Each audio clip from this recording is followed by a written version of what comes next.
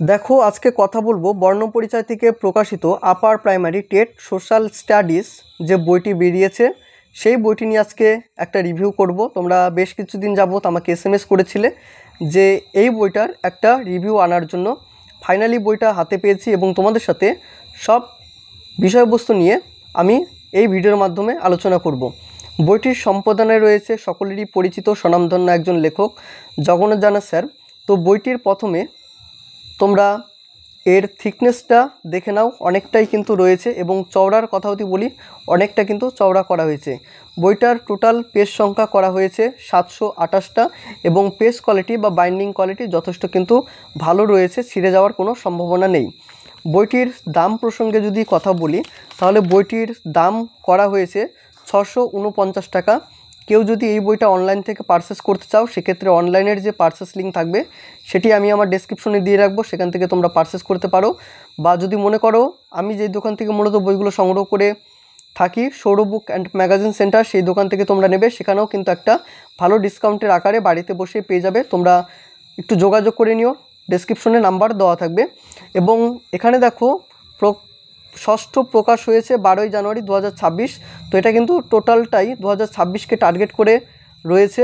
এবং তোমরা যদি মনে করো যে এই বইটা জগন্নাথ জানা স্যারের কাছ থেকে তোমরা সংগ্রহ করবে 405 টাকাতে, তো তোমরা কিন্তু এই নাম্বার দুটোতে যোগাযোগ করে নিতে পারো। এই দুটো জগন্নাথ জানা স্যারেরই নাম্বার, তোমরা কল করে অর্ডার করে নিতে পারো। তাহলে এখন দেখা যাক যে বইটির বিষয়বস্তু কি রয়েছে বা সূচিপত্রটা কেমন কি করা হয়েছে। তো সূচিপত্রতে প্রথমে দেখো শিশু মনস্তত্ত্ব এবং পেডাগজি যেটা রয়েছে সেটা তোমরা পাচ্ছ। বাংলা ও পেডাগজি, ইংরেজি এবং পেডাগজি, ইতিহাস এবং অধ্যায়ভিত্তিক এমসিকিউ, ভূগোল অধ্যায়ভিত্তিক এমসিকিউ, সংবিধান অধ্যায়ভিত্তিক এমসিকিউ। এখানে আরেকটা বিষয় আমি বলে রাখি, সেটা হচ্ছে শিশু মনস্তত্ত্ব বা পেডাগজি যথেষ্ট কিন্তু ভালো করা হয়েছে এই বইটার ক্ষেত্রে। তোমরা একটা বইয়ের মধ্যে মানে একটা গাইড বই চাও তো সেক্ষেত্রে এই বইটা তোমরা দেখতে পারো। একটা বইয়ের মধ্যে তোমরা সকল বিষয় কিন্তু পেয়ে যাচ্ছ বেশ সুন্দরভাবে গুছিয়ে সাজিয়ে। এবং যে অধ্যায়ভিত্তিক এমসিকিউগুলো রয়েছে সেটা কিন্তু কোনো না কোনো পরীক্ষায় আসা প্রশ্নপত্র মানে PYQ পাবে এবং টেটেরও কিন্তু তোমরা বাংলাতে এখানে প্রশ্নগুলো দেখতে পাবে। তাহলে এটারও একটা ভালো একটা দিক বইটার বলা চলে। আর একটা বিষয় তোমাদের উল্লেখ করব, যারা চ্যানেলে নতুন রয়েছে তারা অবশ্যই চ্যানেলটি সাবস্ক্রাইব করে দিও, কারণ পরবর্তীতে যখন আমি ভিডিও আপলোড করব তোমাদের কাছে খুব সহজেই কিন্তু পৌঁছে যাবে এবং নোটিফিকেশনটা সকলেই অন করে রেখো। এবং যদি মনে করো যে আমাদের টেলিগ্রাম গ্রুপে জয়েন হবে তো সেক্ষেত্রে ডেসক্রিপশনে টেলিগ্রাম গ্রুপেরও লিঙ্ক দেওয়া থাকবে, তোমরা সেখান থেকে জয়েন করে নিতে পারো। এবং বর্ণপরিচয় থেকে অলরেডি যে সমস্ত বই বেরিয়েছে যেমন বর্ণপরিচয়, ভূগোল, কনস্টিটিউশন, ইতিহাস, তো প্রত্যেকটিরই কিন্তু রিভিউ আমার এই চ্যানেলে করা হয়েছে। তোমরা যদি মনে করো সেই পার্টিকুলার কোনো বই দেখবে তাহলে অবশ্যই চ্যানেলে ভিজিট করে তোমরা সেই ভিডিওগুলো দেখে নিতে পারো। তো প্রথমে শুরু হচ্ছে আবেগ বা প্রক্ষোভ, ইমোশন। যেমন এখানে রয়েছে ভূমিকা, এটা হচ্ছে থিওরি কোশ্চেন্স, তোমরা এখান থেকে পড়বে। এবং আবেগ বা প্রক্ষোভ যে টপিকটা শেষ হলো টপিকটার পরেই কিন্তু তোমরা এখানে এই প্র্যাকটিস করার জন্য এই প্রশ্নোত্তরগুলো পাবে। যেমন আবেগ কি? 1 নম্বরে যদি অপশন রয়েছে প্রত্যক্ষ কার্যকলাপে বাধ্য হওয়া, উদ্দেশ্যকে ধরে ফেলা, জীবের মধ্যে উত্তেজনার উপস্থিতি, দুটি দৃষ্টিভঙ্গির মধ্যে দ্বন্দ্ব। কোনটা হবে তোমরা কমেন্টের মাধ্যমে জানাতে পারো। তো এখানে আবেগ বা প্রক্ষোভ থেকে 20টা প্রশ্ন রয়েছে এবং 20টা প্রশ্নের যেটা উত্তর হবে সেটা কিন্তু এই উত্তর তোমরা এখানে দেখতে পাবে। এক্ষেত্রে বলে রাখি যে এটি একটা ভালো দিক করেছে যে এখানে তোমার বোল্ড না করে দেওয়াটা, তোমরা কতটা পারছো তো এখান থেকে যাচাই করে তোমরা এখান থেকে উত্তরমালাটা দেখে নিতে পারো। তো এটারও একটা প্লাস পয়েন্ট এই বইটার ক্ষেত্রে।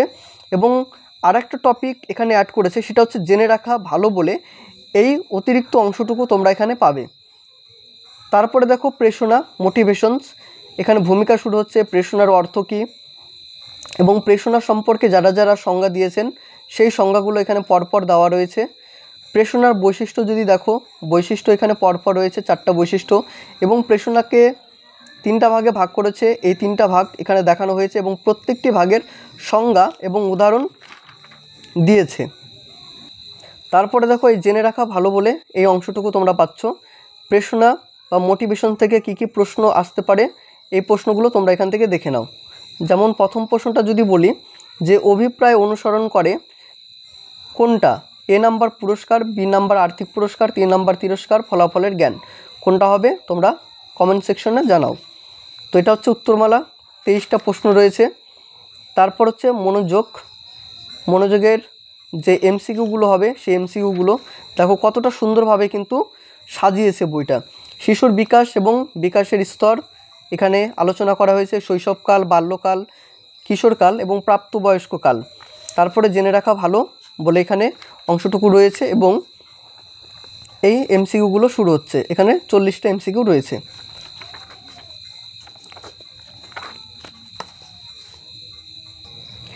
এখান থেকে বাংলা শুরু হচ্ছে, যেমন 1, 2 করে তোমরা এখানে পেয়ে যাচ্ছ গল্পগুলো। যেমন 1-এর কী কী গল্পগুলো ছিল এখানে প্রশ্নোত্তরগুলো পাচ্ছ। 2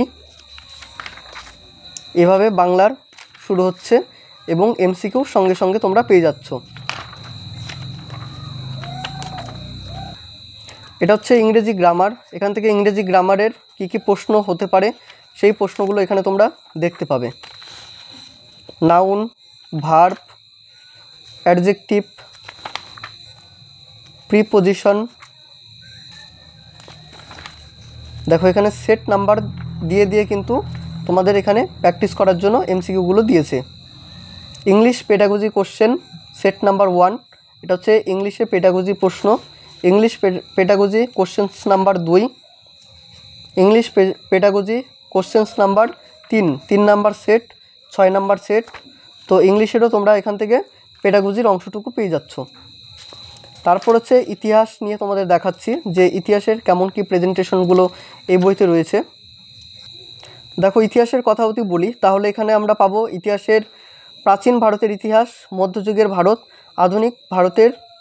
আধুনিক ভারত। তো অধ্যায়ভিত্তিক আলোচনা এবং এমসিকিউ প্রশ্নোত্তর কিন্তু সঙ্গে সঙ্গে থাকছে। যেমন হরপ্পা সভ্যতা, এখানে তোমরা ডেসক্রিপটিভ জানতে পারবে হরপ্পা সভ্যতা সম্পর্কে, হরপ্পা সভ্যতার পতন সম্পর্কে কিছু তথ্য। এখানে অনেকগুলোই তথ্য দেওয়া রয়েছে, 12টা তথ্য। এবং হরপ্পা সভ্যতা থেকে কি কি প্রশ্ন হতে পারে সেই প্রশ্নগুলো তোমরা এখান থেকে পাবে। যেমন ভারতে আবিষ্কৃত প্রাচীনতম শহরটি হলো কোনটা? সিন্ধু, রংপুর, হরপ্পা, মহেঞ্জোদারো। তো এখানে যে সমস্ত প্রশ্নগুলো দেখতে পাচ্ছ এটার জন্য আলাদা করে অ্যান্সার তোমাদের মিলাতে হবে না। তো এখানে যেটা উত্তর সঠিক হবে সেটা দেখো গাঢ় কালি করে কিন্তু করা হয়েছে। যেমন এটার উত্তর হবে হরপ্পা এবং সিপিও এসআই 2003 সালে প্রশ্ন এসেছিলো। তো এখানে যতগুলো প্রশ্ন তোমরা দেখতে পাচ্ছ তো এই প্রশ্নগুলো কোনো না পরীক্ষায় কিন্তু এসেছিলো। যেমন UGC net 2023, UGC net 2015, WBCS prelims 2000 প্রশ্ন, 2015 প্রশ্ন, ডাব্লিউবিসিএস প্রিলিমস 2016 প্রশ্ন, এসএসসি সিজিএলেরও কিন্তু প্রশ্ন তোমরা এখানে দেখতে পাবে এবং WBCS prelims 2018, West Bengal set 2018 প্রশ্ন রয়েছে, এসএসসি 2008। তো এইভাবে তোমরা বিগত বছরের প্রশ্নগুলো দেখতে পাবে। যেমন জৈন ধর্ম, বৌদ্ধ ধর্ম, জৈন সংঘ এবং সাহিত্য, প্রত্যেকটি অধ্যায় কিন্তু এখানে দেওয়া রয়েছে ইতিহাসের। তো ইতিহাসের তোমরা থিওরি প্রশ্নও পাচ্ছ এবং এমসিকিউ কী কী হতে পারে সেটারও একটা আন্দাজ পেয়ে যাচ্ছ এই বইটির ক্ষেত্রে। যেমন দিল্লি সুলতানি 1206 থেকে 1526 পর্যন্ত, 1526 খ্রিস্টাব্দ পর্যন্ত ছিল। যেমন এখানে কী কী প্রশ্ন হতে পারে এই অধ্যায় থেকে, যেমন দিল্লি সুলতানির প্রতিষ্ঠাতা হলেন কে? এটা হবে কুতুবউদ্দিন। এটা ডাব্লিউবিসিএস প্রিলিমস 2006-এ আসা একটি প্রশ্ন। সুলতানি যুগের প্রথম প্রকৃত শাসক কে ছিলেন?